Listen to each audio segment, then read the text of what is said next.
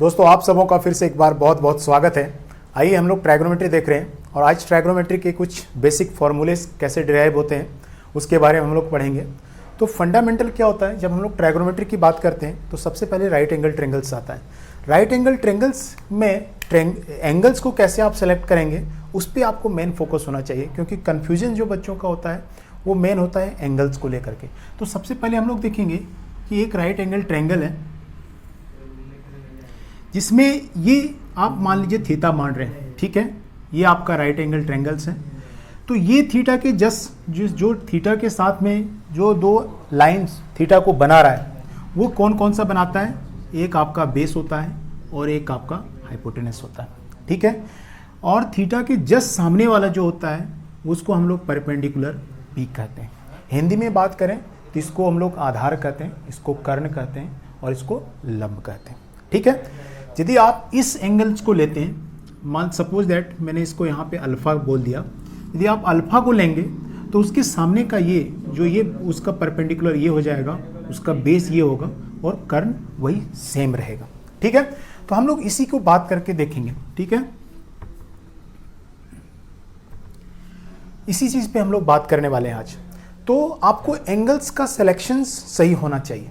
ये दोनों जो एंगल्स होते हैं वो एक्यूट एंगल्स होंगे, मतलब दैट मीन्स जो होगा अल्फा या थीटा वो लेस देन होंगे 90 डिग्री, इसको हम लोग एक्यूट एंगल्स कहेंगे, ठीक है। अल्फा इज इक्वल टू हम लोग लिख सकते हैं कि 90 माइनस थीटा होता है, क्योंकि तीनों का जो सम एंगल्स का होगा वो 180 डिग्री, इसमें एक 90 डिग्री है, ये थीटा है, तो ये 90 माइनस थीटा हो जाएगा। आज बहुत अच्छे से पढ़ना है आपको, क्योंकि बहुत टाइम्स आपने फॉर्मूले को देखा है लेकिन सिर्फ रटा है। आप उसको डेराइव कर सकते हैं, कभी एग्जाम में भूल जाएं तो भी आप उसको आसानी से एवेलुएट कर पाएँ, फाइंड कर पाएँ। तो उसके बारे में हम लोग बात करते हैं। तो पाइथागोरस थ्योरम क्या कहता है,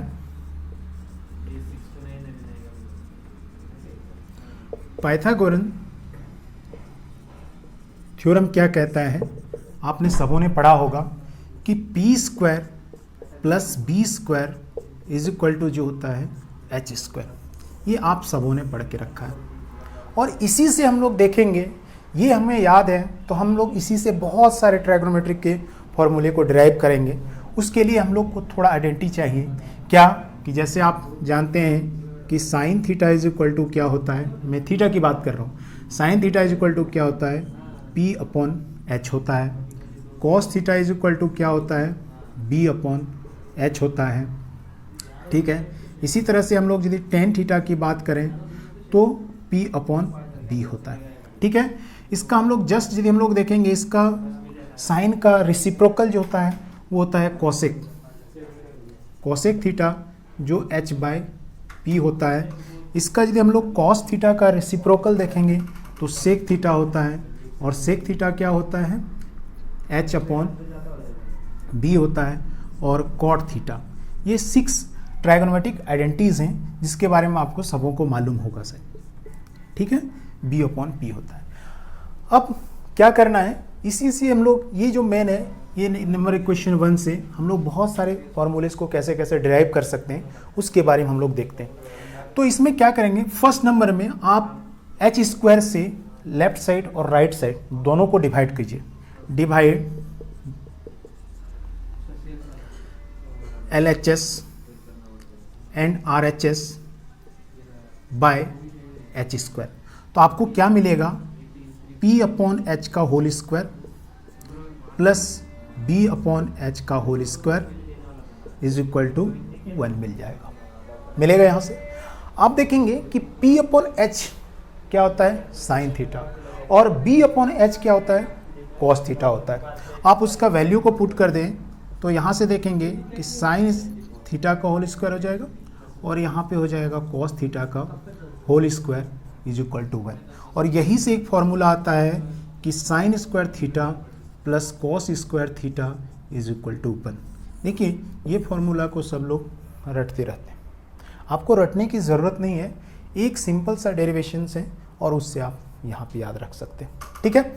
आप इसी को देखेंगे कि इसको और 2-3 फॉर्म में लोग लिखते रहते हैं कि यदि हम लोग को साइन थीटा निकालना हो तो sine square theta is equal to 1 minus cos square theta होता है और सिंपली यदि हम लोग साइन थीटा कहें तो root under 1 minus cos theta होता है। सिमिलरली यदि हम लोग को कॉस थीटा निकालना बोला जाए तो 1 माइनस साइन स्क्वायर थीटा हो जाएगा। ठीक है, तो ये यहाँ से आइडेंटिटी यहाँ से निकल गया कि नंबर इक्वेशन 1, ये इक्वेशन नंबर 2। और हम लोग आगे और देखते चलते हैं कि कैसे कैसे इक्वेशंस, आप इसका एक स्नैपशॉट ले सकते हैं यहाँ से। ठीक है, आगे देखते हैं कि हम लोग इसका और यूज़ करके क्या हम लोग बना सकते हैं फॉर्मूला, उसके बारे में हम लोग देख रहे हैं।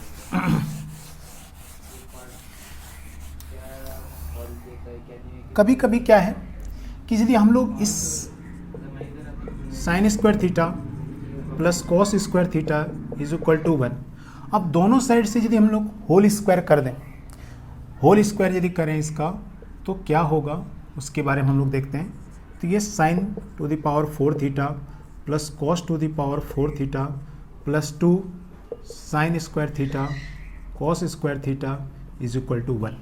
आप इसको 1 उधर ले जाएं तो यहाँ से हम लोग सिंपल सा लिख सकते हैं कि sine 4 theta plus cos 4 theta is equal to 1 minus 2 sine square theta और कॉस स्क्वायर थीटा। इसको एक और फॉर्मूला लिख सकते थे हम लोग, एक और फॉर्म में कन्वर्ट कर सकते हैं इसको, वो है आगे एक स्टेप और ज़्यादा हो जाएगा। इसको हम लोग लिख सकते हैं 1 माइनस साइन 2 थीटा का whole square divided by 2, divided by 2। ये कैसे आता है उसके बारे में हम लोग एक बार देख लेंगे यहाँ से कि एक आगे चल के आप फॉर्मूला पढ़ेंगे कि 2 sine theta into cos theta is equal to sine 2 theta होता है। ठीक है, साइन 2 थीटा होता है। आप देखेंगे मैंने इसको क्या किया कि इसको आप होल स्क्वायर कर देंगे। ठीक है, आप इसको होल स्क्वायर करेंगे तो यहाँ से क्या हो जाएगा 4 sine square theta cos square theta is equal to sine 2 theta हो जाएगा। ठीक है, साइन स्क्वायर 2 थीटा हो जाएगा। मैंने यहाँ से क्या किया 2 से मल्टीप्लाई किया, 2 से डिवाइड किया, तो आप इस तरह से डिराइव कर सकते हैं। ठीक है दोस्तों, इसका आप यदि क्यूब कर दें, आप इसका क्यूब कर दें तो देखिए क्या होता है। एक तो यहाँ से मेन तो यही फॉर्मूला कभी कभी डायरेक्ट यहीं से पूछ देता है ये। ठीक है, आप इसका क्यूब करेंगे तो क्या मिलेगा आपको, आप इसका क्यूब करेंगे तो क्या मिलेगा, तो क्या हो जाएगा sine 6 theta plus cos 6 theta plus 3 sine square theta cos square theta, और यहाँ पे आपको जो मिलने वाला है वो sine square theta plus cos square theta is equal to 1 होगा। ठीक है, इज इक्वल टू 1 होगा। आपको ये मालूम है कि ये इज इक्वल टू 1 होता है, तो यहाँ से हम लोग सिंपल सा लिख सकते हैं कि sine 6 theta plus cos 6 theta equal to 1 minus 3 sine square theta into cos square theta हो जाएगा। ठीक है, तो ये भी यहाँ से आप पता कर सकते हैं। ठीक, अब नेक्स्ट और क्या इसमें फॉर्मूले में डेरिवेशंस आ सकते हैं उसको लेकर के हम लोग देखते हैं। ठीक है, उसको लेकर के हम लोग देखते हैं। अब देखिए कि जैसे मैंने बताया था कभी कभी क्या होता है कि sine square theta is equal to 1 minus cos square theta पूछता है। ठीक है, जैसे मैंने उसको ट्रांसफर करके निकाला है। अब यहाँ से हम लोग लिख सकते हैं क्या कि sine theta into sine theta is equal to A minus B का होल स्क्वायर है। इसको लिख सकते हैं 1 minus cos theta into 1 plus cos theta. ठीक है, आप क्या कीजिए 1 plus cos theta upon sine theta is equal to क्या होगा उसके बारे में आप देखिए, तो ये हो जाएगा sine theta 1 minus cos theta. यही कभी कभी डायरेक्ट पूछ देता है और आपसे आंसर निकालने के लिए बोलता है। ये आपसे पूछ देगा, ये आपको निकालना है। कभी यहाँ पे क्या करेगा 1 plus sine theta upon cos theta is equal to cos theta 1 minus sine theta हो जाएगा। दूसरा यदि हम लोग आइडेंटिटी देखेंगे तो 1 plus sine theta upon cos theta is equal to cos theta upon 1 minus sine theta. कभी डायरेक्ट ये आइडेंटिटी पूछता है, ये आइडेंटिटी आपको निकालना है। ठीक है, तो आप इस तरह किसी भी तरह से फॉर्म को आप डिराइव कर सकते हैं, निकाल सकते हैं और कुछ भी डेवलप कर सकते हैं। ठीक है, नेक्स्ट हम लोग देखते हैं कि इसके आगे का और क्या डेरिवेशंस हो सकता है। ठीक है, इसका डेरिवेशन देखते हैं कि जैसे मैंने बताया था P square plus B square is equal to H square होता है। ठीक है, और इसी से हम लोग डेराइव करके लाए थे क्या कि कॉस स्क्वायर, इसी से लाए थे कि sine square theta plus cos square theta is equal to 1। अब क्या करेंगे कि LHS और RHS को कॉस स्क्वायर थीटा से एक बार डिवाइड करके देखिए, डिवाइड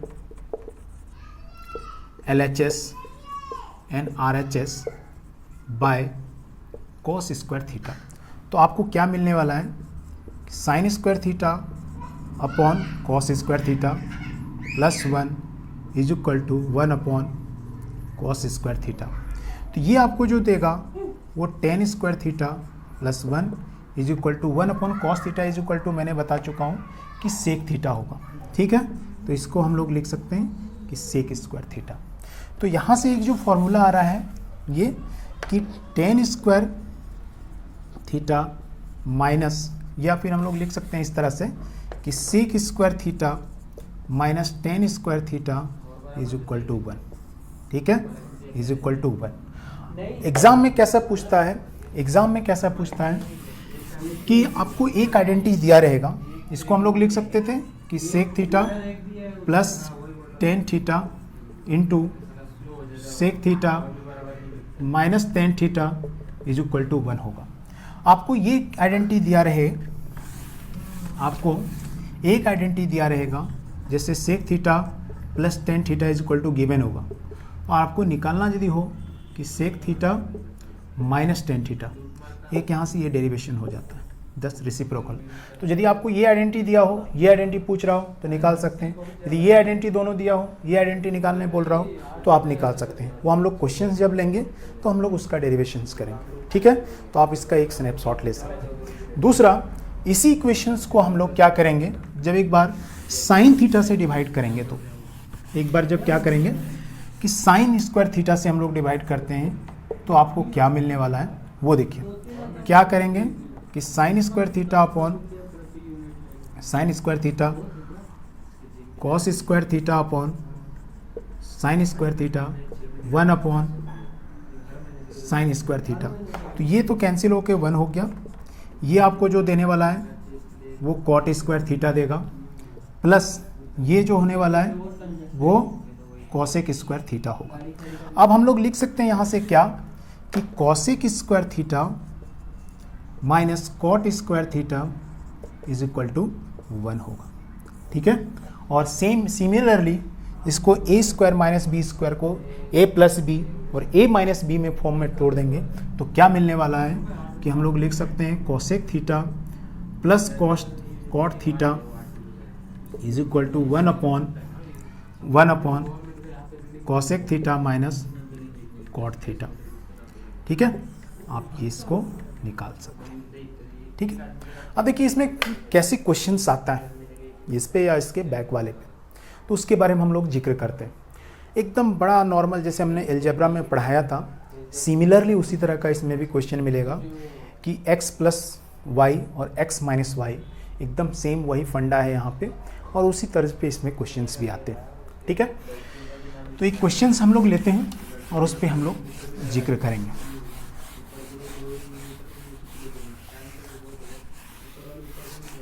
जैसे आपको दिया है sec theta plus tan theta is equal to 2 plus √3।